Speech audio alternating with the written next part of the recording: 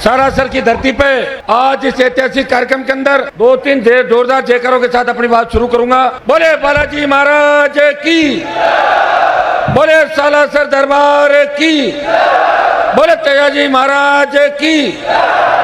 आज का दिन हमारे लिए सबसे महत्वपूर्ण दिन है, ऐतिहासिक पल है हमारे लिए। 1952 से लेके 2023 जिस दिन का इंतजार था राजस्थान के जनता को, आम आवाम को, कि हमारी खुद की किसानों जवानों की पार्टी एक दिन राजस्थान के अंदर जवान किसान का विश्वास जीतेगी और सत्ता का संकल्प लेके वो आगे बढ़ेगी। भाइयों, हमने इस यात्रा का नाम रखा है सत्ता संकल्प व्यवस्था परिवर्तन के लिए। हम व्यवस्था परिवर्तन अगर करना चाहते हैं तो हमें सालासर बालाजी की धरती से, इस वीर भूमि से, जहाँ लाखों करोड़ों श्रद्धालु हर साल बालाजी के यहाँ धोख लगाने आते हैं और कलयुग के अंदर बालाजी महाराज का बहुत बड़ा पर्चा है जो यहाँ सच्चे मन से आता है, वो खाली हाथ नहीं जाता।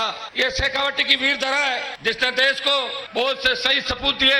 आजादी के आंदोलन से लेकर आज तक जितनी भी लड़ाइयाँ बॉर्डर पे लड़ी गई, चाहे हमारे ओलंपिक एशियाड के गेम खेल हुए, चाहे हमें शिक्षा की अलग अगर किसी ने जगाई, तो शेखावटी इलाका, सालासर का इलाका जो राजस्थान के अंदर अपना अलग स्थान रखता है, नंबर 1 है राजस्थान के अंदर। और आज 1 नंबर से हम राजस्थान में शुरुआत कर रहे हैं। सबसे पहले मैं धन्यवाद दूंगा मैं यहाँ के आयोजकों को। 4 दिन का अल्टीमेटम दिया, कल से श्राद्ध पक्ष चालू हो जाएगा। 24 तारीख को हमने बात करी, 28 तारीख को यात्रा की शुरुआत करनी है। हमारे पे तो बालाजी की कृपा है, हर चीज हाथों हाथ होती है। कांग्रेस बीजेपी के पास तो 70 साल की सत्ता की ताकत है, अथाह धन संपदा, ताकतवर लोग, हाथों हाथ व्यवस्था और मिलाजुली का खेल। एक तरफ आरएलपी पार्टी है जो राजस्थान का मान सम्मान बचाने के लिए नौजवानों के, किसानों के दम पे, दलित पिछड़ों के दम पे इस राजस्थान में सत्ता संकल्प लेके निकली है। सत्ता का संकल्प, सत्ता हम प्राप्त करेंगे, संकल्प हमने लिया व्यवस्था बदलाव के लिए। भाइयों, 24 तारीख को समय दिया, 25 तारीख को तेजा दशमी के बहुत से मेले थे राजस्थान के अंदर, और 2 दिन में 26 और 27 तारीख आज बहुत बड़ा एक त्योहार है, अनंत चतुर्दशी, जिसकी वजह से हर गांव में 10-20 प्रोग्राम है। फिर भी ये जन सैलाब जो सालासर के अंदर उमड़ा है, इस ओर इंगित करता है इस बार राष्ट्रीय लोकतांत्रिक पार्टी की सुनामी राजस्थान के अंदर चलेगी, जिसमें कांग्रेस और भारतीय जनता पार्टी का पता भी नहीं लगेगा। ये राजस्थान के शेखावटी के नौजवानों ने ठान लिया। भाइयों, आज देश की आजादी के लिए हंसते हंसते प्राण न्यौछावर किए और जो युवाओं का आइकन है, क्रांतिकारी युवा दिलों की धड़कन सहित भगत सिंह जी की जयंती भी है। और देखिए शुरुआत किस तरीके से हमने करी कि भगत सिंह जी की जयंती के दिन, और भगत सिंह जी को मैं भी एक आइकन के रूप में देखता हूँ। मेरे घर में किसी नेता की फोटो नहीं है, किसान की फोटो हो सकती है, किसी खिलाड़ी की हो सकती है, क्रांतिकारी योद्धा की हो सकती है, शहीद की हो सकती है, या जो देश को आजाद करने के लिए लड़े थे उन योद्धाओं की हो सकती है। किसी नेता की फोटो हनुमान बेनीवाल के घर पे नहीं मिलेगी। मैं कांग्रेस बीजेपी के तमाम किसान पुत्रों को पूछना चाहता हूँ कि तुम्हारी हिम्मत है क्या कि तुम अपने घर में अपने लोक देवताओं की फोटो लगा लो। कोई को तो राहुल नाराज हो जाएगा, किसी के प्रियंका नाराज हो जाएगी, किसी के मोदी नाराज हो जाएगा, किसी के नड्डा नाराज हो जाएगा। पहली बार एक व्यक्ति ने प्रयास किया राजस्थान के अंदर, और प्रयास का परिणाम ये हुआ कि 25 साल लड़ते लड़ते मेरे निकल गए। ये जो मंच पे बैठे हैं ज्यादातर कई मेरे कॉलेज यूनिवर्सिटी के जमाने के साथी हैं। ये जो टीम है, ये राजस्थान के अंदर जो नेताओं की टीम बैठी है, जिस टीम को देख के कांग्रेस और भारतीय जनता पार्टी के लोग घबरा जाते हैं, वो समीकरण बनाने लग जाते हैं। उस सीट पे अगर वो आया तो क्या होगा, अगर उस पे वो आया क्या होगा। ये हनुमान बेनीवाल के इस पूरी टीम के संघर्ष का ही परिणाम है कि पिछले 15-20 साल तक जो लड़ाई हमने लड़ी, आज आपका प्यार और आशीर्वाद मिला। सालासर से शुरुआत करने का यह भी कारण था कि मैं सालासर बालाजी का परम भक्त हूँ, और सालासर बालाजी से यात्रा की शुरुआत शेखावटी से करके ये संदेश राजस्थान के अंदर दिया है। ये राष्ट्रीय लोकतांत्रिक पार्टी मारवाड़ भी नहीं, शेखावटी, बल्लभनगर के डांगी जी हम आप बैठे, उदयलाल जी डांगी जो सेकंड नंबर रहते, 50,000 वोट लिए थे। बल्लभनगर से लेके सरदार शेर लालचंद जी मुंडिया बैठे, जो आखिरी चुनाव था उपचुनाव, 47,000 से ज्यादा वोट लेके साबित कर दिया कि राष्ट्रीय लोकतांत्रिक पार्टी के वोटों के अंदर जबरदस्त बढ़ोतरी हुई है। हर वर्ग, हर जाति, हर समाज आरएलपी को अपना भविष्य देख रहा है, आरएलपी को खुद की पार्टी मानता है, वो आरएलपी के नेताओं को अपने परिवार के सदस्य मानता है। भाइयों, सुजानगढ़ उपचुनाव के अंदर आपने थोड़े से समय के अंदर 33,000 के लगभग वोट देखे, मेरी ताकत को और राजस्थान के अंदर बढ़ाया। और इस बार आपका जोश देख के लग रहा है कि सुजानगढ़ सीट तो आ गई, लेकिन आसपास जो 100-150 किलोमीटर सीट है वो करीब करीब आरएलपी के खाते में आप डाल दोगे, ऐसा नौजवानों का जोश मुझे नजर आ रहा है। भाइयों, आज हमारी उद्देश्य का जो यात्रा का उद्देश्य व्यवस्था का परिवर्तन, जब हमने नाम दिया व्यवस्था परिवर्तन, हम चाहते हैं कि गाँव का गरीब आदमी, किसान फटे कपड़ों के अंदर, फटी धोती, फटे जूते, वो थाने तहसील में जाए, थानेदार तहसीलदार बोले बाबा चाय पियोगे, कोल्ड ड्रिंक मंगाऊं, बिराजो, आपका काम करता हूं मैं। ये चौथ वसूली हो, ये ट्रक के मेरे भाई ट्रकों के फोन आते रात को, गाड़ी वाले कोई पुलिस वाले रोक लेते हैं, कोई आरटीओ रोक लेता है, कोई गुंडे बदमाश रोक लेते हैं। मैं चाहता हूँ ये चोट वसूली का सिस्टम राजस्थान में खत्म हो, बिजली के थाने खत्म हो और खुशहाल किसान हो और खुशहाल राजस्थान हो। ये कौन करेगा? कांग्रेस बीजेपी नहीं करेगी। ये आरएलपी पार्टी राजस्थान की सत्ता के अंदर आई तो निश्चित रूप से ये काम आज आपका करेंगे। भाइयों, प्रदेश में बढ़ते अपराध चिंता का विषय, मेरे पूर्व वक्ताओं ने भी बात करी। एनसीआरबी की रिपोर्ट के अनुसार प्रदेश प्रतिदिन 17 महिलाएं दरिंदगी का शिकार हो रही है, 17 बहन बेटियों के साथ बलात्कार हो रहे हैं। राजस्थान महिला अपराध के अंदर राजस्थान 1 नंबर पे आ गया। मुख्यमंत्री कह रहे थे 1 नंबर पे नहीं है, 5 नंबर पे। मैंने कहा आप उसको 1 पे ले आओगे अगर इसी हालात ऐसे चलते रहे। और बीजेपी मौन है, बिना दूल्हे की बारात है। आप देखिए कितने उनके रथ है, कहाँ यात्राएं निकल रही है, 5-5, 6-6 यात्राएं एक साथ आ रही है। एक जाती है दूसरी आ जाती है। अरे ये कौन से वाली आ गई? अभी तो गई थी कि जो सेकंड राउंड वाली थी वही यात्रा आ गई। सिर्फ लोगों को भ्रमित करके लोगों को बरगलाना। और इतना विज्ञापन कांग्रेस बीजेपी दे रही है अखबारों के अंदर, टेलीविजन में कि आप उठोगे तो 5-6 पन्ने तो विज्ञापनों से भरे मिलेंगे। फिर पता लगेगा 1 नंबर पेज कौन सा है, उसको ढूंढने में पता 1 नंबर पेज कौन सा होता है। भाई विज्ञापनों से सरकार चल रही। अशोक गहलोत अपनी ब्रांडिंग कर रहे हैं और पायलट क्या कर रहे हैं आप भी जानते हो, क्या कर रहे हैं और क्या करने वाले हैं। और भारतीय जनता पार्टी क्या कर रही है? 4.5 साल में बीजेपी ने एक भी आंदोलन राजस्थान में खड़ा नहीं किया। अभी जब आदिवासी महिला को निर्वस्त्र करके दरियावत में घुमाया, भारतीय जनता पार्टी ने टीम बनाई, हमारे विधायक भी गए। भाइयों, अमित शाह डूंगरपुर बांसवाड़ा के अंदर एक कार्यक्रम के अंदर आए, वहां ट्राइबल बेल्ट के अंदर, लेकिन उचित नहीं समझा कि 100 किलोमीटर दूर उस परिवार से मिलने जाऊं जिसकी बहन बेटी को निर्वस्त्र करके घुमाया था। और प्रियंका गांधी टोंक में आई, उसने उचित नहीं समझा। अगर उत्तर प्रदेश में घटना होती वहां कोहराम मचा देते और कई तरह की बात करते। ये दुर्भाग्यपूर्ण बात। अलवर की दलित युवती के वीडियो से लेके जिस तरह भीलवाड़ा के कोटड़ी में हमारे किसान की बेटी को दरिंदों ने जिस तरह भट्टी में रेप करके जला दिया, एम्बुलेंस थाने के अंदर जो रेप की घटनाएं राजस्थान के अंदर हो रही है, ये दिल दहलाने वाली घटनाएं। अब हमें हनुमान जी की शरण में आना पड़ेगा। हनुमान बेनीवाल इस राजस्थान को बचाने के लिए बालाजी की शरण के अंदर आया, बालाजी के दरबार में धोख लगा के आज इस सत्ता संकल्प यात्रा का आगाज सालासर की धरती से। भाइयों, ये देश के 22% मामले, राजस्थान के अकेले के 22% मामले रेप के इस देश के। पुलिस की रिपोर्ट के अनुसार 23 तक प्रदेश में 10 साल में कम उम्र के बच्चों के साथ 848 मामले शामिल। बात करूं मैं बेरोजगारी की, मार्च 23 में राजस्थान में बेरोजगारी 26.35%। बेरोजगारी भत्ते की बात करी, कांग्रेस ने कहा बेरोजगारी भत्ता देंगे, बीजेपी ने कहा बेरोजगारी भत्ता देंगे। और क्यों कहा? क्योंकि आरएलपी पार्टी जवानों की पार्टी है, वो लड़ रही थी 18 के अंदर। आरएलपी पार्टी सत्ता में नहीं आ जाए, इनको वोट नहीं मिले, दोनों पार्टियों ने बेरोजगारी भत्ते की घोषणा की, लेकिन बेरोजगारी भत्ता राजस्थान के किसान के बेटों को नहीं मिला। हरियाणा के बाद बेरोजगारी में नंबर 2 पे अगर आता है वो राजस्थान है। कांग्रेस की सरकार, दोनों सरकारों ने बेरोजगार बढ़ावा दिया और युवा आत्महत्याएं कर रहे हैं या हाथ में बंदूक उठा के वो अपराध की दुनिया के अंदर जा रहे हैं। छात्रों के हाथ में कलम की जगह या तो नशा है या पिस्टल और कट्टा है, उसका कोई भविष्य नहीं है। उसका भविष्य सुरक्षित कैसे रहेगा? इस ओर हमें पेपर लीक की घटनाएं, रिकॉर्ड टूट गए। वसुंधरा ने जिस तरह भर्तियां रद्द करी, पेपर लीक हुए, गहलोत ने बोला हम पीछे क्यों रहे। उन्होंने वसुंधरा के सारे रिकॉर्ड तोड़ के हर पेपर लीक करवाया। मुख्यमंत्री के नजदीकी लोग, सीएमओ के नजदीकी लोग पेपर लीक की घटना में लिप्त पाए गए। बड़े आंदोलन आरएलपी पार्टी ने किए, रीट का एक एग्जाम रद्द कराया, लोकसभा के अंदर मामला उठाया। पेपर लीक खाली आरपीएससी नहीं, कर्मचारी चयन आयोग और माध्यमिक शिक्षा बोर्ड, तीनों पेपर लीक की घटना में लिप्त है। उनके मेंबर पकड़े गए, वसुंधरा के समय चेयरमैन पकड़ा गया, सलाखों के पीछे गया। लेकिन कांग्रेस के उन नेताओं का जिनका नाम बार बार आया था, कोचिंग माफियाओं के साथ मिलीभगत करके पेपर लीक के अंदर जो शामिल थे, उनका बाल भी बांका नहीं हुआ। हाँ, ईडी और सीबीआई का दुरुपयोग दिल्ली वाले जरूर कर रहे हैं। किसी को डराना हो ईडी भेज देते हैं, डराना हो सीबीआई भेज देते हैं, लेकिन बाद में कुछ नहीं करते, बाद में उसको फ्री कर देते हैं। बीजेपी ज्वाइन करने का मौका देते हैं, अगर बीजेपी ज्वाइन कर लेता है तो पाक साहब और नहीं करता है उसका मानसिक शोषण करते हैं। मेरे यहाँ की एक नेत्री ने भी ज्वाइन कर ली भारतीय जनता पार्टी, आरोप मेरे पर लगा रही है कि हनुमान जी की कांग्रेस में चलती है, इसलिए मैं डर के बीजेपी में भाग गई। अरे मेरे डर से थोड़ी भागी, तेरा तो पूरा ससुराल, जितने लोग सारे ईडी और सीबीआई के रडार पे, कितने लाख करोड़ का घोटाला इंडिया बुल्स और इन कंपनियों ने किया। कौन है इंडिया बुल्स? कौन है उस कंपनी की डायरेक्ट? कौन इंडिया बुल्स के मालिक है? जब आप सारी बातें जान जाओगे तो आपको पता लग जाएगा कि हनुमान बेनीवाल के लिए बीजेपी ज्वाइन नहीं करी, ईडी सीबीआई जेल में नहीं ठूसे, पकड़ के जुलूस नहीं निकाले, डर के मारे भारतीय जनता पार्टी ज्वाइन कर ली। और आरोप हमारे ऊपर, कोई हमें कहता है कि कांग्रेस की बी टीम है और कोई कहता है कि बीजेपी की बी टीम है। अब बताओ मैं कौन सी की बी टीम हूं, ये तो बताओ, एक तो तय कर लो पहले। मुझे लग रहा है कि दोनों सी टीम है, दोनों करप्ट पार्टियां हैं जो ऊपर से नीचे तक अखंड भ्रष्टाचार के अंदर डूबी हुई। वसुंधरा गहलोत के इस गठबंधन ने राजस्थान को रसातल के अंदर डुबो दिया, गर्त में डुबा दिया। नहीं तो युवा सुरक्षित है, न किसान सुरक्षित है। किसान आत्महत्या करा कर्जे के बोझ के तले, और नौजवान बेरोजगार चित्तंगा के आत्महत्या कर। भाइयों, किसान कर्ज माफी की बात दिल्ली और जयपुर दोनों ने करी। जब नागौर के अंदर पुकार रैली करी और मंदसौर में किसानों ने बड़ा आंदोलन किया, सीने पे गोलियां खाई, उत्तर प्रदेश गुजरात सहित पंजाब के इलाकों के अंदर किसान कर्ज माफी के आंदोलन को हवा मिली, लेकिन कर्जा माफ नहीं हुआ। राजस्थान सरकार राहुल गांधी बोल के गए, लेकिन बीजेपी भी शामिल हो जाए। 3 लाख करोड़ अगर धन्ना सेठों का कर्जा माफ हो सकता है तो किसान का कर्जा माफ दिल्ली वाले क्यों नहीं कर रहे हैं? कर्ज माफी हमारी मांग है।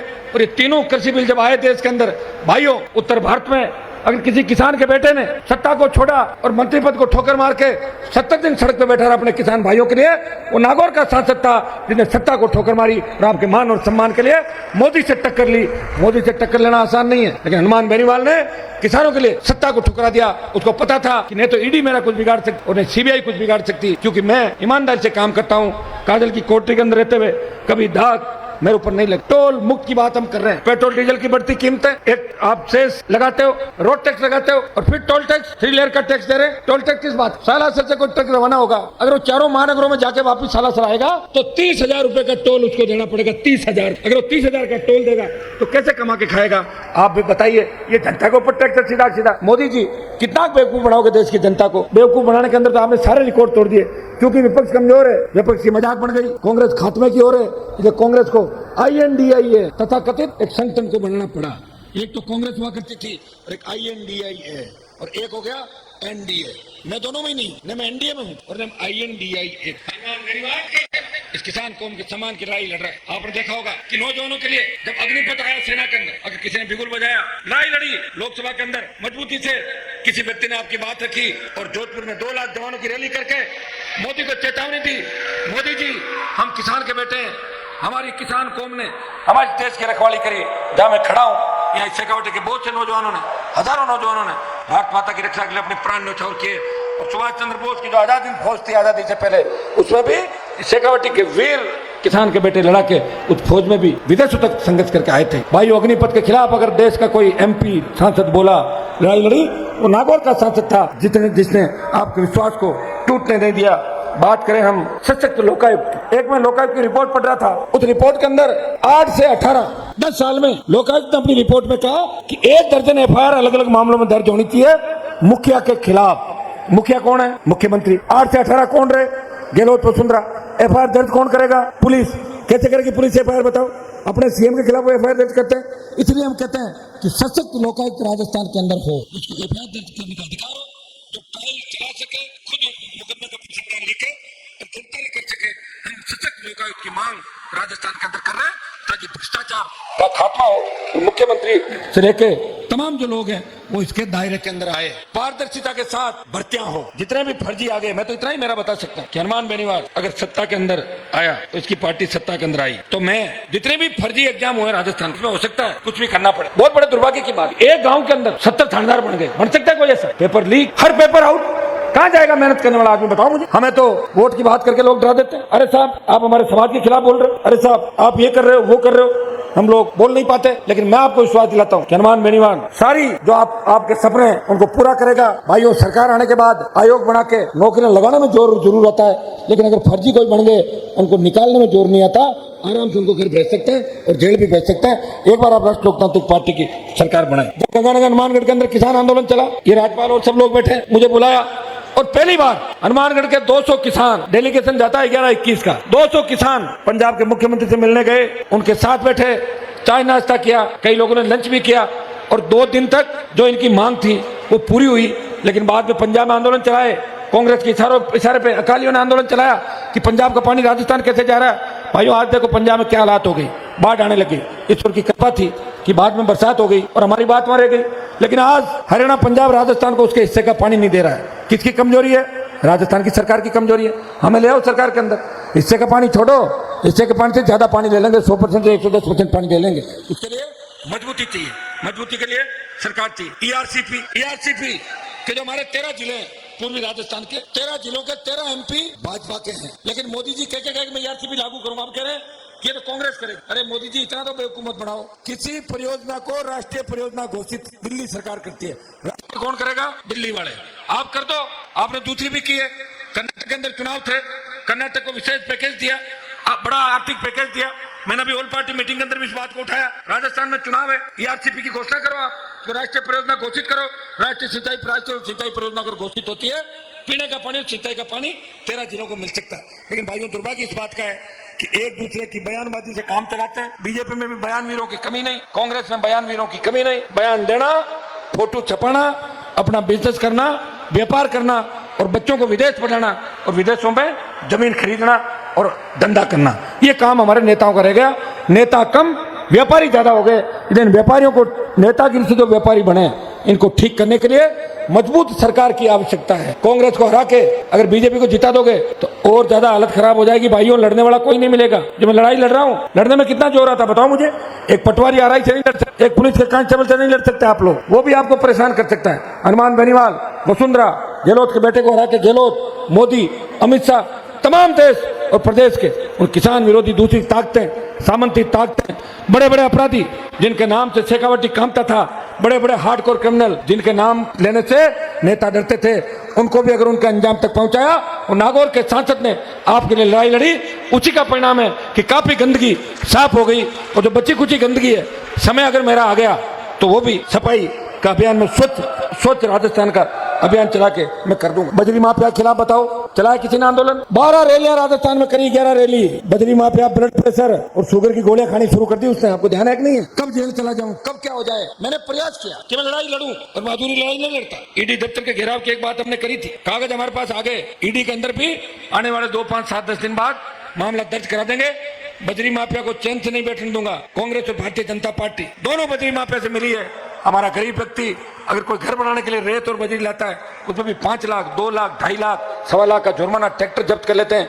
जिस तरह का तांडव बजरी माफिया ने मचाया, टोंक से लेके हर जगह जिस तरह हत्याएं किसान के बेटों की और हमारे जनप्रतिनिधि मौन रहे, इससे ज्यादा विडंबना नहीं हो सकती।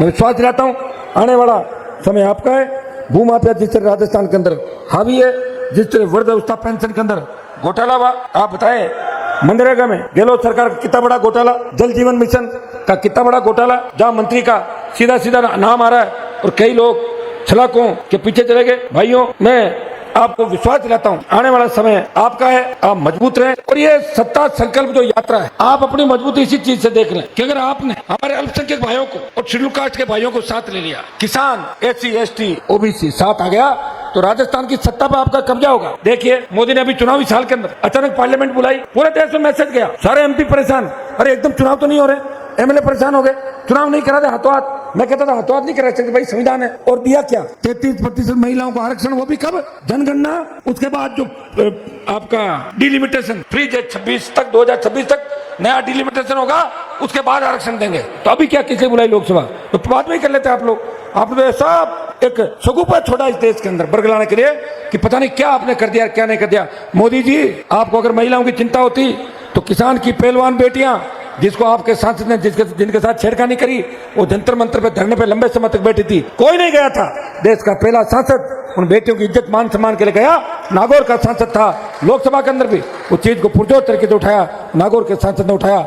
दलितों पर बढ़ते अत्याचार राजस्थान के अंदर, जिस तरह अपराध की घटनाएं राजस्थान में हुई, विशेष राज्य का दर्जा देने की अगर किसी ने बात करी, राजस्थान, नए राजस्थान के निर्माण की बात करी, स्टेट के अंदर जब कांग्रेस बीजेपी ने हाथ मिला लिया, जब महेश जोशी पे भ्रष्टाचार के आरोप लगे, इनके दूसरे मंत्रियों पे भ्रष्टाचार के आरोप लगे, हमारे जिले में एक हमारे समाज के विधायक के भाई ने, परिवार ने जब कत्ल किया एक दूसरे हमारे समाज के लड़के का, कौन आया सड़क पे? बताओ मुझे, कोई नहीं आएगा। एक हनुमान बेनीवाल है, जहां आपको लग जाए कि सब तरह से थक चुके हैं, अब कौन सारा बनेगा, तब कहते हैं चलो हनुमान जी के पास। अकेला व्यक्ति हूं, अशोक गहलोत से लड़ रहा हूं। और कोटपुतली जो कसना जी हमारे रामस्वरूप जी बैठे हैं, कोटपुतली के बाद शुरू होती है हरियाणा और दिल्ली, उसके बाद मोदी से लड़ाई शुरू हो जाती है, गहलोत से और मोदी से, दोनों से लड़ रहा हूं। प्रयास यही कर रहा हूं कि जो मेरे पास आए वो खाली हाथ नहीं जाए, उसका काम हो। और मुझे इस बात की खुशी है कि मैंने राजस्थान को जगह दिया। अब जो बड़े बड़े घराने और वंशवाद की राजनीति करते थे, उनकी दुकानें बंद कर दी राजस्थान में। हर जगह नए बच्चे आगे बढ़ गए, हर जगह नए बच्चे मजबूती के साथ संघर्ष कर रहे हैं, लड़ाई कर रहे हैं। आज तो राष्ट्रीय लोकतांत्रिक पार्टी राजस्थान की इतनी बड़ी ताकत बन गई कि जरा सी भी बात होती है तो राजस्थान के किसी भी कोने के अंदर RLP के 50 जवान आ जाते हैं कि RLP वाला आगे, प्रशासन पीछे हो जाता है। ये RLP का जो झंडा है, जिस तरह लाल झंडा दिखाने से रेल रुक जाती है, इस झंडे को आगे कर दो, सरकार पीछे चली जाती है। तो RLP के झंडे के अंदर वो ताकत है। भाइयों, हरियाणा उत्तर प्रदेश के बहुत से ठग यहाँ आते थे, बहुत से ठग आएंगे। कल मुझे कोई कह रहा था कि 2 दिन पहले सीकर में कोई कार्यक्रम हुआ, नाचने वाले, गाने वाले, पता नहीं किन किन लोगों को ले आए और वहां से भीड़ लेकर आ गए महिलाओं की। उनको कह दिया कि तुम्हें खाटू श्याम जी के दर्शन कराएंगे, तुम्हें सालासर दर्शन कराएंगे। अरे उन्होंने कहा हमें कहाँ लेके आ गए? बोला हमारा तो काम यही है हमने 70 साल यही धंधा किया है, तो अब भी यही करेंगे, आखिर है तो वही लोग ना। तो भाइयों इस चीज का भी ध्यान रखना, अगर कोई आ भी जाए कोई दिक्कत नहीं, गाड़ी में टंकी फुल करा लो और पिछवाड़े पे लाद दो, वापस भाग जाएंगे हरियाणा। ये काम अपने को करना, क्योंकि पहले उन लोगों ने हमें बहुत बेवकूफ बनाया, बड़ी मुश्किल से मैंने पीछा छुड़ाया उनका। आप ध्यान रखना इस बात का, ये समझ लो कि आपको आजाद करा दिया उन ठगों से, उन बेईमानों से जो किसान के बेटों की हत्या करने वाली सरकार के अंदर पार्टनर बन के बैठे हैं, इन माफियाओं से इस राजस्थान को मुक्त करा दिया। और ये सारे बदमाश और देश के जो किसान विरोधी है, थोड़ा किसान का पेन देख ले, मेरा कोई से लगाएंगे, सौदा कहीं करेंगे। ये राजस्थान, यूपी, दिल्ली के हालात जो बने, कौन जिम्मेदार है इसके लिए? कहा हमारे 5 मुख्यमंत्री होते थे, एक भी सीएम नहीं है। अरे मोदी का पहला मंत्रिमंडल है, इसमें मजबूत एक भी मंत्री हमारा नहीं है। इसे देखकर अंदाजा लगा लो कि इनकी कतले और करने के अंदर अंतर है। कोई नड्डा जी मिलेगा, कोई चड्डा जी मिलेगा, कोई दूसरा मिलेगा, हमें हमारे लोग चाहिए। और हमारे लोग भारतीय जनता पार्टी के अंदर नहीं है। और कांग्रेस के जिसको विधायक आपने बनाया, सुजानगढ़ जिला बनाओ का संघर्ष आप लोगों ने किया, मैं आपके साथ अभी साथ हूँ।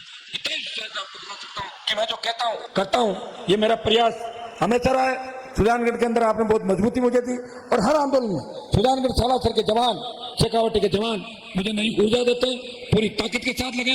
मैं आप सबको धन्यवाद देता हूँ। और मंचासीन मेरे तीनों विधायक, प्रधान, हमारे संसदीय सचिव और सारे जिलों से आए हुए, बाड़मेर से लेकर भरतपुर तक जो पूरी टीम आई है, हमारा पूरा आरएलपी का परिवार है। कुछ लोग आज यहाँ बोलने से वंचित रह गए, क्योंकि 6-7 बज रही थी। मैंने कहा कि 1-1.5 घंटा और बोल लिए तो फिर कुछ मिलने वाला नहीं, बचेंगे नहीं कोई। तो मैंने कहा एक बार जो सुनने के लिए एक बार बात करें। अब ये सत्ता संकल्प यात्रा इस राजस्थान के प्रत्येक विधानसभा क्षेत्र में चलेगी। एक संदेश आपको देना चाहूंगा कि हम सब मिलकर लोकल व्यक्ति है उसको ज्यादा मौका दें उस कॉन्स्टिट्यूंसी के अंदर, ताकि लोगों को अच्छा लगे।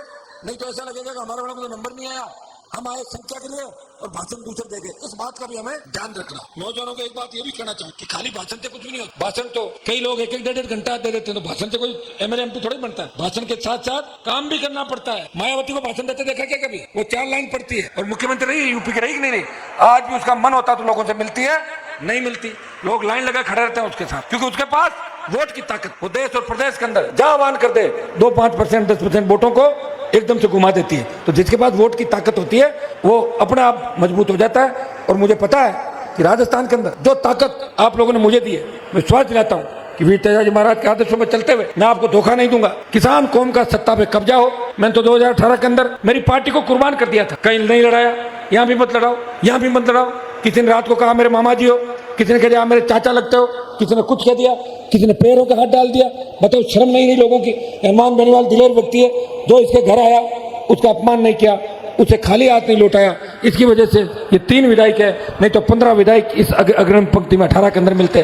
भाइयों मैं तो लड़ ली 5 साल की लड़ाई, देख भी लिया, लेकिन अब की बार मैं तमाम भाइयों को कहना चाहूंगा, सुजानगढ़ के अंदर भी उपचुनाव हुआ तो मेरे कई छोटे भाई कह रहे थे कि हनुमान जी अब की बार तो मास्टर जी चले गए, हमारा मन उनके बेटे के साथ है और उनके साथ जो ट्रेजेडी हुई, अब की बार आप तंग मत करो। 23 में सारे एक साथ जुड़ जाएंगे। मैं सब छोटे भाइयों को आह्वान कर, ये मेरी लड़ाई मेरी नहीं है, ये तुम्हारे लिए लड़ रहा हूँ। अगर मेरे से पहले लोग लड़ जाते, मुझे लड़ाई करने की आवश्यकता नहीं। मुझे मैं आया और कोई झंडा अगर मजबूत मिला होता राजस्थान के अंदर, मैं उसी झंडे को पकड़ के गांव गांव ढाणी ढाणी चला जाता। लेकिन जीरो से शुरुआत की, आप सबको साथ लेके चलना, 15-15 मिनट में आपको समझाना, साथ रखना। छोटी छोटी बातों में नाराज हो जाते हो, मेरा भाषण नहीं कराया, मेरा नाम नहीं लिया, इसे बुलाने से आगे मुझे फोन नहीं किया, मैं कहूं जब भी आओ, फिर भी मैं तैयार हूं, आपकी हर बात सुन रहा हूं, क्योंकि आप मेरी हर बात सुनते हो, आप मेरे से नाराज होते ही नहीं। मेरी पार्टी नहीं है, ये परिवार है, राष्ट्रीय लोकतांत्रिक पार्टी परिवार। आप देखिए इसके अंदर तमाम जातियों के चेहरे मिलेंगे, सर्व समाज के चेहरे मिलेंगे। ये हमारी छोटी बहन रवि प्रिया ने भी आपके सामने भाषण दिया, इंटरनेट प्लेयर भी है। कसाना जी गुजर समाज के बड़े नेता है, यादव समाज के भाई छुट्टन है, रोहित है, तमाम शेड्यूल कास्ट की लीडरशिप, देवासी समाज से देख लें आप, हर समाज, पटेल समाज, हर समाज राष्ट्रीय लोकतांत्रिक पार्टी के साथ है। भाइयों बसपा एक भी शेड्यूल कास्ट का विधायक नहीं बना पाई, हनुमान बेनीवाल और किसानों की आरएलपी पार्टी ने 3 में से 2 शेड्यूल कास्ट के विधायक बना के राजस्थान की विधानसभा के अंदर। उसके बाद तमाम उन समाजों को, चाहे वो नाइक समाज हो, चाहे बावरी समाज हो, चाहे रेगर समाज हो, जिनकी उपेक्षा पार्टियों के अंदर हुई, उनकी उपेक्षा मैंने नहीं होने दी और हर समाज को बराबर का हक मिले, अधिकार मिले, प्रतित्व मिले, इस चीज का प्रयास किया। मैं इतना ही मंच से कह सकता हूँ कि महिला आरक्षण कांग्रेस लागू करे कि नहीं करे, हम ये कोशिश करेंगे कि विधानसभा चुनाव के अंदर हमारी बहनों को जो मेहनत करती है, जो जिताऊ हो और जिताऊ के साथ साथ मेहनती हो, जितने की स्थिति में हो, और टिकाऊ भी हो। कई लोग कहेंगे आप टिकट किनको दोगे? जिताऊ और टिकाऊ। मेरे तीनों विधायक जिताऊ टिकाऊ थे। गहलोत ने भी डोरे डाले, अमित शाह ने भी डाले, मुझे छोड़ के नहीं गए। अगर छोड़ के चले जाते पार्टी टूट जाती। जो इंतजार लोग कर रहे थे वो करते ही रह गए और चुनाव आ गए। जिताऊ टिकाऊ, तो जिताऊ और टिकाऊ नौजवान और छोटी बहनें, इनको ज्यादा से ज्यादा इस बार टिकट हम देंगे। मैं विश्वास दिलाता हूँ। थोड़ी मेहनत हमें और करनी होगी। 2 महीने का जो समय हमारे पास है, हर व्यक्ति तय कर ले। मुझे टाइम नहीं खराब करना। सत्ता का सर्कल बनना नहीं है व्यवस्था परिवर्तन के लिए। तो 20-25 साल हमने खराब किए हैं। मिनिस्ट्री छोड़ी है, लोग अपनी गाड़ी की अगली सीट पर किसी को नहीं बैठने देता कि मेरी गाड़ी में ही बैठूंगा। हनुमान बेनीवाल ने सत्ता को ठोकर मारी, इस कौम का मान सम्मान देश के अंदर बढ़ाया, किसानों का सम्मान देश में बढ़ाया। इस चीज की चर्चा उत्तर प्रदेश, हरियाणा, दिल्ली, मध्य प्रदेश, तमाम लखनऊ के अंदर होती है कि राजस्थान का एक किसान का बेटा जो अपनी कौम के साथ साथ किसान कौम की बात करता है, वो जाट, यादव, गुजर, मीणा, दलित, मुस्लिम तमाम समाजों की बात करता है। वो लोकसभा के अंदर कहता है कि मेरे राजस्थान में जाट, गुजर, मीणा, मुस्लिम, मेघवाल हाईकोर्ट के जज क्यों नहीं है? बनने चाहिए। अरे रेजिमेंट बननी चाहिए, गुजर रेजिमेंट बननी चाहिए। गुजर जब आंदोलन हुआ, गुजर सादत थी, हम भी बराबर इनके साथ खड़े थे। हमारे 80 भाइयों को लील के, जिस तरह भारतीय जनता पार्टी आज एक ठग यहाँ पे इस समाज को बरगड़ाने के लिए आए हैं कि देखो देखो कांग्रेस ने आपका सीएम नहीं बना दिया, तो तुमने कौन सा बना दिया? बना दिया क्या बीजेपी ने गुजर सीएम बनाया क्या राजस्थान के अंदर? किस बात का? तुम बना दो, चलो तुम घोषणा कर दो, दे देंगे वोट सारे के सारे। अरे उन्होंने उल्लू बनाया और तुम भी बनाने जा रहे हो, क्यों बनेंगे भाई? हम हमारे हिसाब से चलेंगे। हमारे मजबूत लड़के जीतने की स्थिति में, मैं तो ऐसा बैठ के बात करूंगा, आप चिंता नहीं करें। मेरी दोस्ती की नेताओं से थी, आप भी जानते हैं। ले हो सकता है कभी मैंने ऐसे बयान भी दिए कि क्या पता उनका जमीर जग जाए।